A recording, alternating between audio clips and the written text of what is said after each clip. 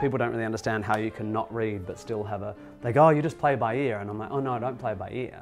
I mean, I do play by ear, but I have all the patterns in my head. So I did like 3 or 4 years of piano lessons, I guess starting at about the age of 9 or something, and I was never very good at it.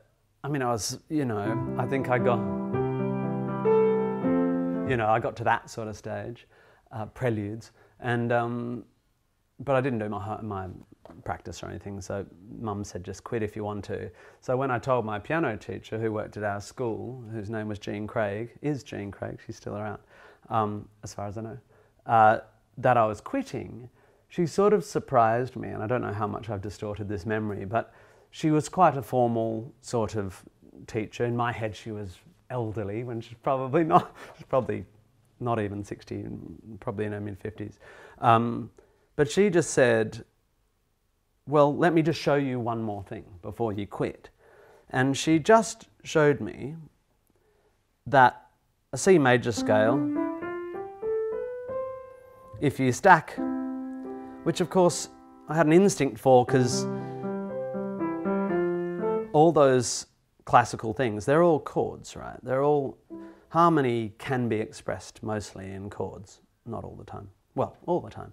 And she said, so if you take a C major scale and harmonize it by stacking a third above it and a third above that, that's a C major chord, which I knew. And if you just keep doing that all the way up, that's a harmonized C major scale.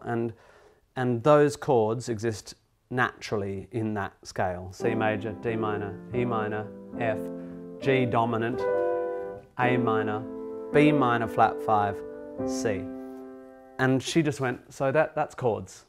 And that is the very, very, very beginning of chords. But understanding that certain harmony naturally belongs in the Western scale is the root of most contemporary players, especially jazz players.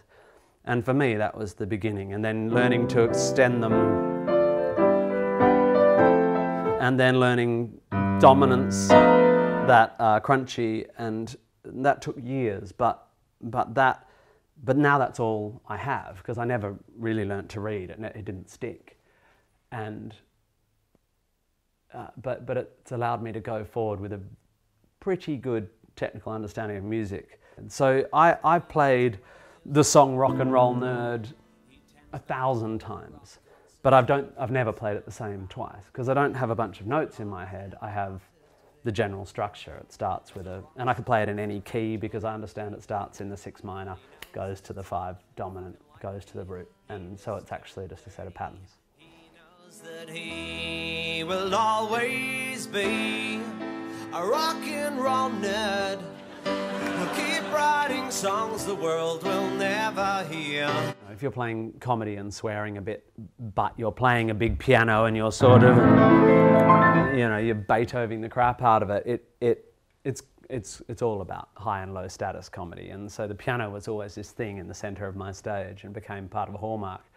And then, of course, I started playing more and more challenging music, and there are pianos that do what you want and pianos that don't. And for many, many professional pianists, of course, Steinways and Bosendorfers and, you know, these sorts of beautiful pianos with gorgeous low ends and warmth are the gold standard.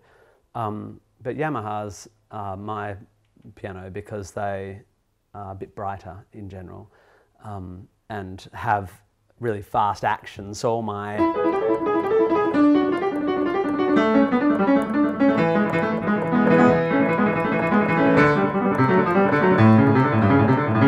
that bollocksy stuff I did for years is easy to play. Georgia, Georgia,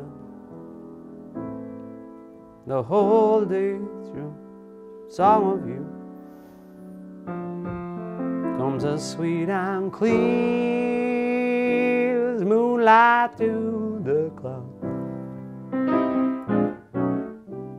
I don't know how much the world is going to right itself, but you know, things ebb and flow, and when you're trying to make stuff and put it out into the public domain, you've got to decide what your job is. And I've decided my job is to sort of make stuff that tries to bring some meaning to things, that tries to talk about how to have meaning in a meaningless and quite difficult universe. And some of that is about reflecting how hard it's been, and my record certainly has quite a thread of melancholy through it, which weirdly suits this year, and a lot of stuff about being away from people, and a lot of stuff about how to manage loss and stuff, which matches the year. But your other side is to, without being like, everything's fine, is to try and find uplifting stuff.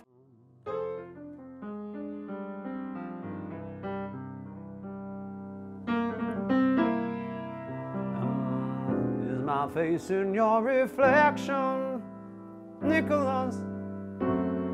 Have you got an erection, Nicholas? Is my head in your reflection, little Nicholas? All this fickleness,